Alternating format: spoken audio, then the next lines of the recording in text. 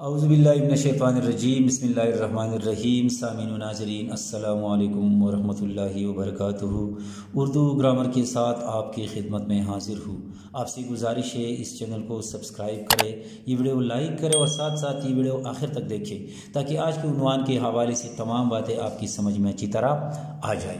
آج ہم ایک سفرنامہ نگار یا نثر نگار پر تنقیدی نوٹ لکھنے کا ارادہ کیے ہوئے ہے، اور وہ سفرنامہ نگار یا نثر نگار وہ ہے ابن انشا، یعنی ہم ابن انشا کی تحریروں پر یا ان کی نثر پر ایک اچھا تنقیدی نوٹ کس طرح لکھ سکتے ہیں۔ آپ ملاحظہ کیجئے، سب سے پہلے لکھیے ابن انشا کی نثر پر تنقیدی نوٹ یا نثر نگاری پر تنقیدی نوٹ۔ پھر اس طرح لکھیے اردو طنز و مزاح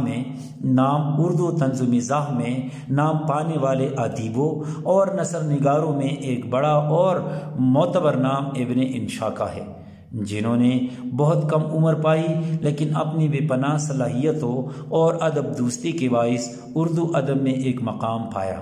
خاص کر طنز و مزاح میں وہ اپنا ایک خاص مقام اور نام رکھتے ہیں۔ ابن انشا نے اپنی ادبی زندگی کا آغاز شاعری سے کیا، بعد میں انہوں نے بطور مزاح نگار، افسانہ نویس، صحافی اور سفرنامہ نویس شہرت حاصل کی۔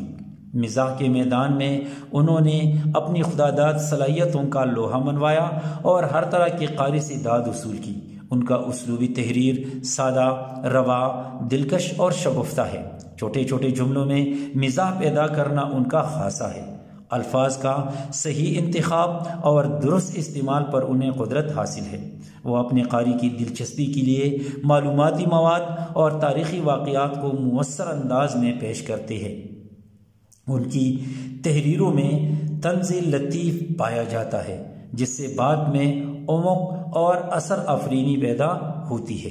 تو آپ نے ملاحظہ کیا کہ ہم ابن انشا کی سفرنامہ نگاری یا نثر نگاری پر ایک اچھا تنقیدی نوٹ کس طرح لکھ سکتے ہیں۔ آئندہ کسی نئی عنوان تک اجازت دیجیے۔ اللہ حافظ۔